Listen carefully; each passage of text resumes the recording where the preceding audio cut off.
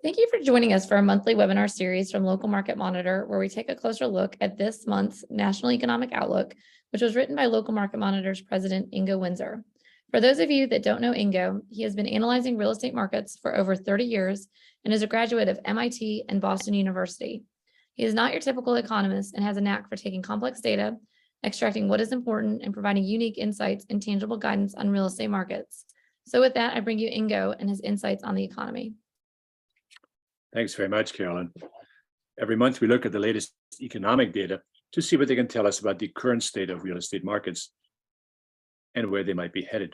Our underlying premise is that you make better investment decisions when you have a better idea of the economic forces that affect supply and demand.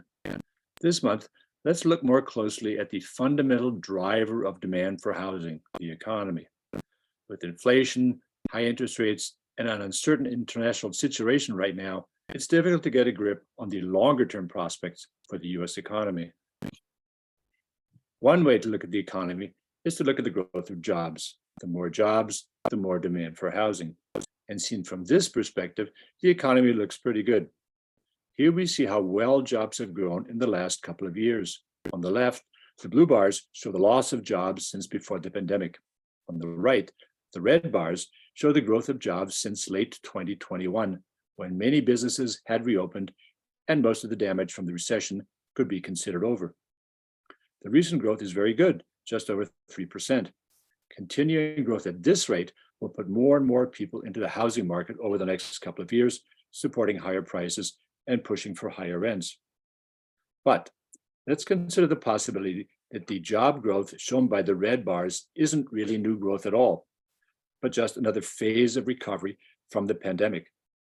Maybe the pandemic recession was not like other recessions, where growth stops and then just restarts, but everything else stays the same. There are several reasons to think that everything else is not the same. One of them is shown by looking at the productivity of workers. In this chart, we can see that during the middle of the pandemic, when some people had lost their job and many people were working from home, the productivity of workers jumped. In recent quarters, however, as more people found jobs again, that trend reversed. But instead of just settling down at a lower rate, productivity actually became negative. Measuring output is tricky, especially for an economy that mainly produces services, but this chart suggests that more is going on in the economy than meets the eye. Politicians are fond of telling us how much the economy has grown in the latest quarter compared to the previous quarter, because it almost always does. In the same way, they like to point out how many new jobs were created in the latest month, because almost always it's hundreds of thousands. But let's look at the broader picture. This chart shows the actual level of gross domestic product adjusted for inflation in trillions of dollars. We can see how the pandemic cut into the economy and then a steady rate of recovery. But I've highlighted the last 4 quarters because it sure looks like that recovery has stalled. Maybe it's just a pause, or maybe something else is going on. That something else may be related to the slower growth of the US population, which was already evident well before the pandemic. The US economy has been built on a steadily growing population that always needs more goods and services. Big companies are valued according to how much their earnings are expected to grow. A population that grows at a much slower rate will result in a different kind of economy, where the growth of profits can't be expected. On top of other changes in the economy, we have the war in Ukraine, which has boosted the cost of energy and of products that rely on energy for production or transportation. In other words, almost all products. It now looks like that war will drag on for years, which will be a drag on the US economy for years and on the ability of consumers to pay for housing.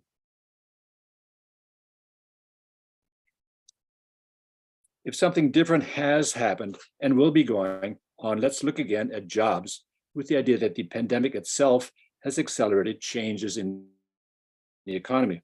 Here we see how the level of jobs has changed since right before the pandemic. The number of jobs now is less than 0.5% higher, almost 3 years later. Seen this way, it's difficult to say the economy is doing well. Let's look at some of the big sectors of the economy in the same way. The healthcare sector has slowly worked its way back to the pre-COVID level of jobs as people have resumed regular healthcare visits and procedures. Because the healthcare sector is largely immune from price restrictions, healthcare jobs and costs will keep growing. They were 13% of gross domestic spending in 2000, 18% in 2019. The more people spend on healthcare, the less they can spend on housing. Jobs at restaurants have not recovered and won't for a long time. Restaurant jobs, like jobs in retail, don't pay much, but have been essential to people with fewer skills, who are mainly renters. Jobs in government also have been permanently lost. These are mainly medium-paid jobs in local government, including teachers, and they're a mix of renters and homeowners. The only big sector with strong job growth is business services. And this is a problem for the economy because business services are sold to other businesses. It's not surprising that this sector does well after a recession when many companies reboot their operations. But in the longer term, it can only provide more jobs if other businesses keep growing. Two subsectors of business services point to some continuing changes in the economy. Here's the growth of jobs at companies that provide computer systems design services. Businesses want more help to automate their operations.